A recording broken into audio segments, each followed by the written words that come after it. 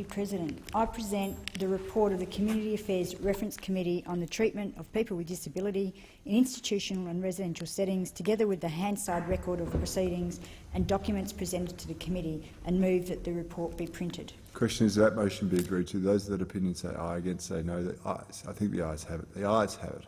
Senator Seward. I move that the Senate take note of the report. This time last year, Four Corners had a report that I think it's fair to say shocked Australia into the violence and abuse. The report was on the violence of abuse and neglect of people with disability, and it contained some very shocking revelations. The government, there was an outcry from the community, but unfortunately the government refused to heed the calls for a national inquiry. So the Senate, the matter was referred, in fact by myself, to the Senate for an inquiry. Today, in fact, what I've just done is tabled the report of that inquiry. And I urge every senator, every Australian to read this report, because it contains shocking information that Australia needs to understand and take action about. We heard honestly heart-rending evidence of violence, abuse and neglect of people with disability around Australia. We heard detailed accounts of abuse. The Bolshoi Divas, a group of outspoken women in my home state of Western Australia at the Perth hearing, told us of multiple accounts of people experiencing abuse, and for each account they tabled a rose. There was many roses on the table by the time they had finished their accounts. We kept some of those roses to remind us of those accounts, and each committee member here today has one of those roses. I'd like to thank and acknowledge the strength of people with disability, their families and their advocates who presented evidence to our inquiry. It truly was heart-rending, moving, shocking evidence that we heard during our inquiry. It took great strength from people with disability to share their lived experience. People talked of their shame, of their trauma, and in fact giving evidence. It breaks my heart to say it in fact re-traumatised people. But as we said to people when they were presenting their evidence, it's through your strength in recounting what your experiences that we can understand the depth and the breadth of what is going on. There is absolutely no doubt in our minds, and the evidence clearly shows, that there is widespread violence and abuse and neglect of people with disability around Australia. Around Australia. This is not confined to one state. It is not confined to limited experiences. It is without doubt widespread and needs further investigation, which is why the #1 recommendation of the inquiry is to call for a Royal Commission. Virtually everybody that spoke to the inquiry or presented written submissions, we had over 150 submissions,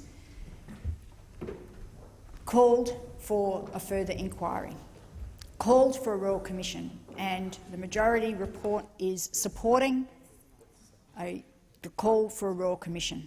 It is only with a Royal Commission that we can fully understand the extent of violence and abuse and neglect of people with disability. One of the issues that is really clear is that we don't have good data around prevalence. We don't collect this data. We don't ask the questions. And so it's the only way that we can understand what is going on. People shared their experiences and their accounts of their lives so that Australia could listen and take action. And to my mind, we won't do justice to the fact that we re-traumatised people by the fact that they were recounting their experiences. If we don't take action, if we don't have a Royal Commission, if we don't implement the 30 recommendations that we make in this report, that re-traumatisation has been for nothing.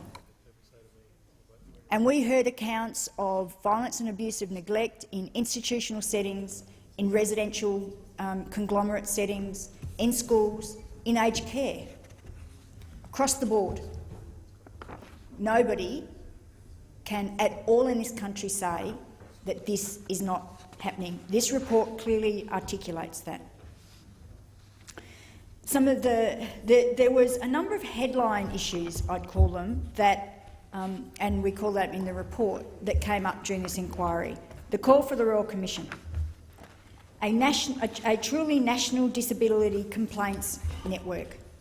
The people were calling for, and we're recommending, the establishment of an independent statutory national protection mechanism that has broad functions and powers to protect, investigate and enforce the findings in relation to violence and abuse and neglect of people with disability, including investigating system issues.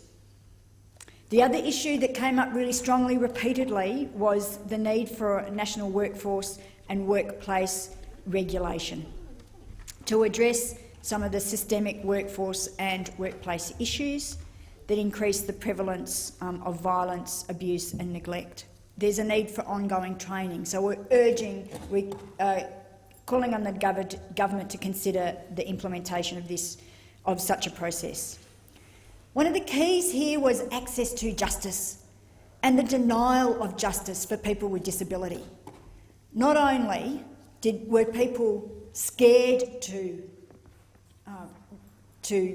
report assault and abuse and violence, but when they actually had the strength and could report it, they weren't believed by the police, by the service provider, by the judicial system. People were told, no, this would never stand up in court. People wouldn't believe you as a witness because you've got a disability, particularly those people with a cognitive impairment. So even when people could report it, they weren't believed. Now, South Australia, evidence we got from South Australia about the changes that have been made there, about their disability justice access plan, really is a positive move. We got evidence, it's not perfect, but it is a substantial improvement. And so the other fourth headline issue then is access to justice and taking a just approach to ensure that justice is achieved. We need to be working at a national level, and our state and territories need to be working on this issue. I'll come back to the issue of data because data came up again and again, and I'm sure Senator Moore will also address the issue around data because data is an issue that comes up for us again and again. I'll quickly go back to the issue about the Royal Commission and just reinforce the fact that we would not ask for or call for a Royal Commission if we did not believe it was necessary, because you don't call for that lightly, because there's very significant issues that require Royal Commissions. But this one does. We have to shine the light across Australia on these instances because this committee was only able to scratch the surface. Before I finish and hand over to my colleagues, I would like to once again thank all those that appeared at the committee, that gave evidence, wrote submissions. I'd also particularly like to take the opportunity to thank the Secretariat of the Community Affairs Committee. They are outstanding. They have done an outstanding job.